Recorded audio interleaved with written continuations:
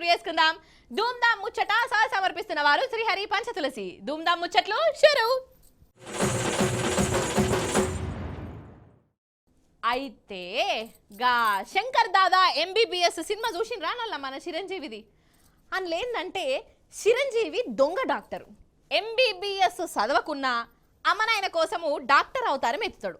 ఇక వాళ్ళ సంతోషం కోసము డాక్టర్ వేషం కట్టి వాళ్ళకు వీళ్ళకు అచ్చిరాని ట్రీట్మెంట్లు ఎత్తా అంటాడు. ఇక అమ్మనాయన కూడా నా కొడుకు పెద్ద డాక్టరు అని మురిసి ముప్పందం అవుతుంటారు. కానీ అటెనక అసలు ముచ్చట ఎరకయి అందరి ఇజ్జత్ పోతుంది అనుకోరి, అది వేరే ముచ్చట. మరి ఈ ముచ్చట ఇప్పుడెందుకు తీసినానంటే సేమ్ టు సేమ్ గిట్లనే ఒక అక్క అమ్మనాయన కోసం ఊరోళ్ళ కోసం ఎస్ఐ అయిపోయిందల్లా. ఆగా చూడుర్రి. అయితే ఇగో ఈ అక్క పేరు మాలవిక, నార్కెట్పల్లిలుంటది. చూస్తేనే సమజైతుంది కదా, పోలీస్ మేడం అని రైల్వే ఎస్ఐ అట. మేడం చెప్పుకున్నదవు, లోకమంతా నమ్మింది. పెండ్లి కూడా సెట్ అయిందోల్లా. అయితే పిలగానోళ్లకు రైల్వేలనే తెలిసినోళ్ళున్నారట. ఆమె గురించి అడిగిర్రు గిట్ల గిట్ల సంగతి. మాలవికానే మీ రైల్వే పోలీస్ తోనే లగ్గం కుదిరింది, ఆమెకు ప్రమోషన్లు గిట్ల దొరుకుతాయా అని అడుగుడు పెట్టిరట. అసలు మాలవిక అనేటోళ్ళే మా దాంట్లో లేరని పోలీస్ డిపార్ట్మెంట్ వాళ్ళు చెప్పిర్రు. అప్పుడు ఈ మేడం గారి అస్సలు కథ బయట పడ్డది. ఈమె డూప్లికేట్ పోలీస్ అని తేలిందోల్లా. అంటే ఇన్నొద్దులు పోలీస్ స్టేషన్ గట్టి అందరినీ నమ్మించింది అన్నట్టు. ఆఖరికి పెళ్లి చూపులకు కూడా ఈ పోలీస్ డ్రెస్ వేసుకొని పోయిందట. మరి అక్క గిట్లెందుకు డూప్లికేట్ పోలీస్ అవతారం ఎత్తిందంటే పైసల కోసమో వాళ్ళను వీళ్ళను బెదిరించి దంతాలు చేసేదందుకో కాదు. పాపం ఈమది కూడా జరంత శంకర్ దాదా ఎంబీబీఎస్ స్టోరీ నేనొల్లా. ఈ మాలవిక అక్క నిజాం కాలేజీలో పెద్ద చదివే చదివింది. అయితే పోలీస్ కావాలని కాయిష్ ఉండే, దానికోసం కష్టపడ్డది. రైల్వే పోలీస్ పరీక్ష రాసింది, పాస్ అయింది. ఎగురుడు దునుకుడు పోటీలుంటాయి కదా, అందులో కూడా ఫస్ట్ వచ్చింది. ఇంకేమున్నది, ఒక్క మెడికల్ పరీక్షలు అయిపోతే కొలవచ్చినట్టే. ఇక ఆత్రం ఆగగా ఊరోళ్లకు ఇంట్లోళ్లకు చెప్పుకున్నదొల్లా. అన్ని పరీక్షలు పాస్ అయినా ఎస్ఐ అయిపోయినా ఇక అపాయింట్మెంట్ లెటర్ తీసుకున్నాడే అని అందరికి చెప్పుకున్నది. అందరు సంబరపడ్డారు. అయితే పాపం ఈమె గాషారనుకున్న వాడెత్తు మెడికల్ టెస్టులల్లా ఫెయిల్ అయిందోల్లా. ఈమె కన్ను చక్కగా లేదని కొలవియ్యలేదట. పాపం ఈమె మనసు ఎంత తల్లడిల్లాలే చెప్పు. అరే పరీక్షలు అన్నిట్లల్లా పాస్ అయిపోయే, మెల్లకన్నున్నదని నౌకరు పోతే ఎవరికన్నా ఎంత బాధ అనిపిస్తుంది. నోటి దాంకొచ్చింది నేల పాలైంది అన్నట్టే కదా. ఇంకో దిక్కేమో ఇంట్లోళ్లకు ఊరోళ్లకు కొలవచ్చిందని చెప్పే, ఇప్పుడు రాలేదని చెప్తే ఊర్లో ఇజ్జత్ పోతుంది. అమ్మ నాయన మస్తు బాధపడతారని అనుకున్నదటనోళ్ళ. అందుకే అవద్దాన్ని నిజం చేద్దాం అనుకున్నది. లోకం కోసం డూప్లికేట్ ఎస్ఐ అవతారం ఎత్తింది.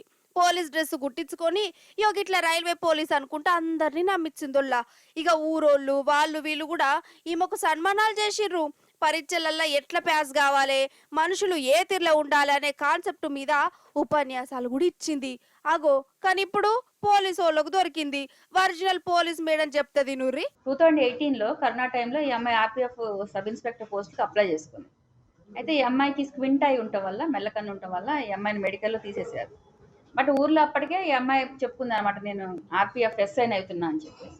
ఇంకా వాళ్ళని ఇంకా బాధ పెట్టే ఇష్టం లేక ఈ అమ్మాయి దాన్ని కంటిన్యూ చేసేసింది. సేమ్ అలానే ఒక యూనిఫామ్ కుట్టించుకొని ఒక ఐడి కార్డు కొత్తపేటలో రెడీ చేయించుకొని ఇక అప్పటి నుంచి నేను ఆర్పిఎఫ్ ఎస్ఐని అని చెప్పేసి పల్నాడు ఎక్స్ప్రెస్ కొన్ని ట్రైన్స్ ఉన్నాయి ఈ అమ్మాయి స్పెసిఫిక్గా, ఆ ట్రైన్లలో ఎక్కటం తిరగటము ఏమైనా మిస్యూజ్ చేసిందా అనేది మేము తెలుసుకుంటాము.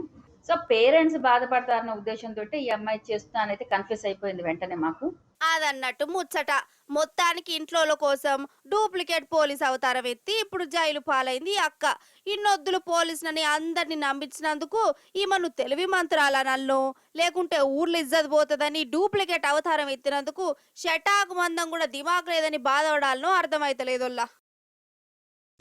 నిజం చెప్తున్నా, పట్నం వచ్చిన కొత్తలా కొన్నొద్దులు మేము అపార్ట్మెంట్లు ఉన్నాం వల్ల ఎంత నరకం అంటే నరకమే పో.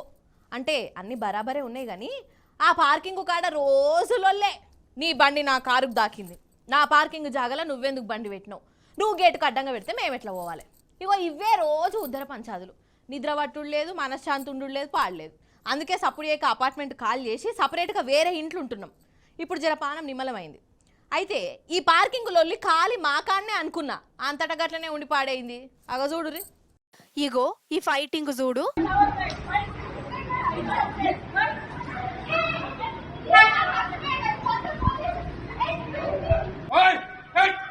Hey!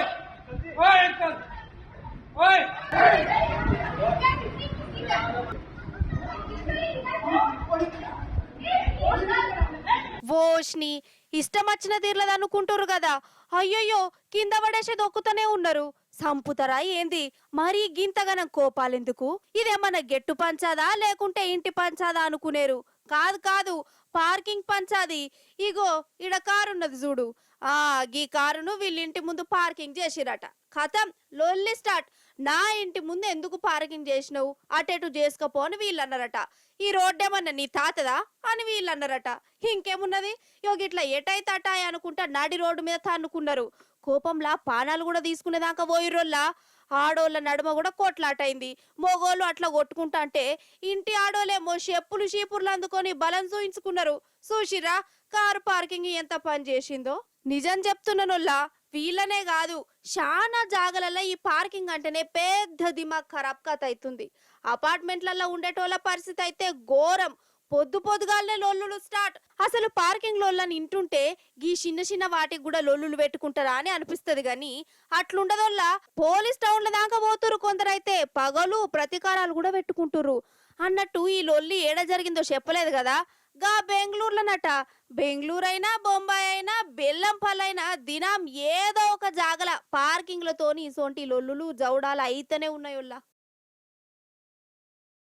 కాదల్లా, ఒక మనిషి దొంగగా ఎందుకు మారతాడు చెప్పుండ్రోల్లా. ఇక మన తెలుగు సినిమాలలో ఎట్లుంటుందంటే, ఒక పేద హీరో తల్లికి పానం మంచిగా లేకుంటే మందులు కావాల్సి వస్తే ఆ హీరో దగ్గర పైసలు లేకుంటే మందుల దుకాణం పోయి మందులు కొట్టేస్తే పోలీసు వాళ్ళకు దొరికితే ఇక అప్పటి సంది హీరో కూడా దొంగ లెక్క మారతాడు. ఇక ఇట్లుంటాయి స్టోరీలు. అయితే బయట కూడా ఒక దొంగోడు ఉన్నాడు వల్ల, ఈయన ఎందుకు దొంగోడైండో ఎరుకైతే మీరు పరిశాన్ అవుతారు. చూసి కాండ్రి మరి. ఇగో పోలీసులు వెనక మోకానికి గరంకుల్లో పెట్టుకొని ఉన్నాడు చూడు. ఈ మహానుభావుడే మన స్టోరీలో దొంగోడు. మన సిరిసిల్ల జిల్లా ముస్తాబాద్ అనే పేరు లవకుమార్ అట. లవకుమార్ మొన్న సిద్దిపేట జిల్లా భూంపల్లి కాడ ఒక ముసలవ్వ మెడలకెళ్ళి బంగారు గొలుసు ఎత్తుకుపోయిండు. పోలీసులకు దొరికిండు. అసలైతే వీడు ఫస్ట్ నుంచి దొంగడు కాదట. సినిమాలల్లో ప్రతి దొంగ వెనక ఒక స్టోర్ ఉన్నట్టు ఈయనకు కూడా ఒక దిక్కుమాల స్టోర్ ఉన్నది. ఈయనకు పైసలు బాగా అవసరమై ఏదో లోన్ యాప్లా లోన్ తీసుకున్నాడట. నుల్లా కొని కట్టిండట. కానీ రాను మిత్తి బాగా పెరిగిపోయింది. ఇక వాటిని దేరుపుడు ఈయనతోని కాలే. ఇంకో దిక్కు పోయిండు. తాపకోసారి ఫోన్లు కొట్టి సతాయిస్తుండు. పైసలు కట్టు కట్టు అనుకుంటా. ఫోన్ ఊరింగైతే చాలు ఇక ఈ లోనడే కావచ్చునని ఊకే చంపేయిండు. దిమాగ్ ఖరాబ్. రాను ఇక ఈయనకు అస్సలు వశపల్లే. ఎట్లనన్నా చేసి ఆ లోన్ పైసలు కట్టి మనశ్శాంతిగా ఉందాం అనుకున్నాడు. మరి ఇప్పటికిప్పుడు పైసలు ఎట్లా రావాలి? అందుకే దొంగతనాలకు దిగబడ్డాడు. ఆ దొంగతనాలు కూడా యూట్యూబ్ లో చూసి నేర్చుకున్నాడులా. ఆడోళ్ళ మెడల నుంచి గొలుసులు కొట్టేసుడు ఎలా అని యూట్యూబ్ ఛానల్ చూసి రంగంలోకి దిగిండు.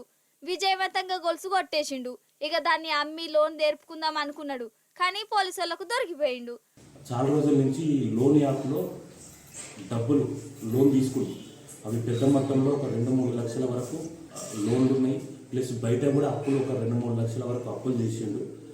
అసలు ఏం చేయాలో తెలియని పరిస్థితుల్లో అప్పటికప్పుడు ఈ యూట్యూబ్లో వీడియోలు చూసి ఈ దొంగతనం ఎట్లా చేయాలి, స్నాచింగ్ ఎట్లా చేయాలని కొన్ని వీడియోలు చూసి దాని ప్రకారం ఈ 14th రోజు అప్లై చేస్తాడు. అంటే చూడు కథ, లోన్ పైసలు కట్టేందుకు దొంగ అన్నట్లు. మరి వెళ్ళినప్పుడు లోన్లు అప్పులు తీసుకున్నాడు ఎందుకులా? వాటిని తీర్చేందుకు దొంగతనాలు చేసుడెందుకు? ఏందో ఏమో పాటు. ఆఖరికొత్తే ఈ లోన్ యాప్లు మనుషులను దొంగ లెక్క కూడా మారుస్తున్నాయి అన్నట్టు. అంటే వాళ్ళ సతాయించుడు గట్లున్నది మరి. అందుకే నేనేమంటా అంటే, ఉన్నదో లేదో తొక్కేసుకొని తిన్నా మంచిదే గాని గా దిక్కుమల్ల లోన్ యాప్ల తెరువుకు ఓకుర్రి, ఆగంగా ఆకుర్రి. ఈ డూప్లికేట్లకు అగ్గివెట్ట. అసలు ఏమి తినాలన్నా అనుమానమే కొడుతున్నదోళ్ళ నాకైతే. అసలు మనం తినే తిండి మనల్ని బతికిచ్చేదేనా లేకుంటే నెమ్మదిగా సంపేదా సంజైతలేదోళ్ళ. అసలు నన్ను అడిగితే పైసలు పెట్టి మరీ రోజుకింత ఇసం తింటున్నామేమో అనిపిస్తున్నది నాకు. ఎందుకు అనిపించిందంటే అగో చూడండి మీరు అన్నట్టు అలా ఇసోంటి క్రైమ్ కహానీలు ఎక్కువ వచ్చినట్టు కొడుతున్నది కదా. వచ్చిన మంచిదేనోళ్ళ ఇది చూడాలి మీరు, చాలా ఇంపార్టెంట్. చూడండి జల్దిన.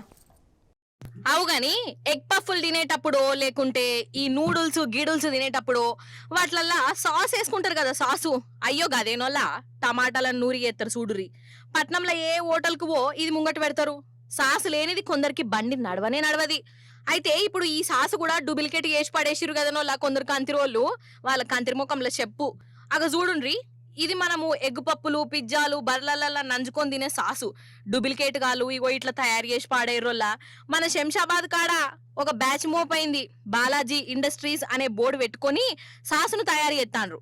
సరే చేతే వేసుకొని కానీ దిక్కుమాలిన కెమికల్లు మన్ను మాచానం గడుపుడు ఏందోల్లా వాటిని దుకాణ పోలకు అగ్వ కమ్మి జనాల కంట కడతాండ్రు. ఇది తింటే మనుషులు ఉంటారా అసలు? తిన్నోళ్ళ పరిస్థితి ఏం కావాలి? కాదు పైసలు కమాయించాలంటే మంది పారాలతోనే ఆడుకునుడేందోల్లా గింత కష్టపడి గింత పెద్ద జాగను దొరకబట్టుకొని భయంగా డూప్లికేట్ తయారు చేసే బదులు ఇంకేదన్నా మంచి పని చూసుకోవచ్చు కదా, రెక్కల కష్టం చేసుకోవచ్చు కదా. మనుషుల తిండి మీద పడుడేంది? ఈ నడుమ ప్రతిదీ డూప్లికేటే వేసి పడేస్తాండ్రు.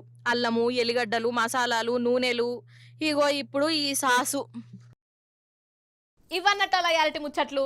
మళ్ళీ రేపు వస్తుంది కదా మీ మల్లీశ్వరి. అప్పుడు వచ్చేటప్పుడు ఇంకిన్ని ముచ్చట్లు తీసుకొని కలుస్తుంది మీ అందరినీ.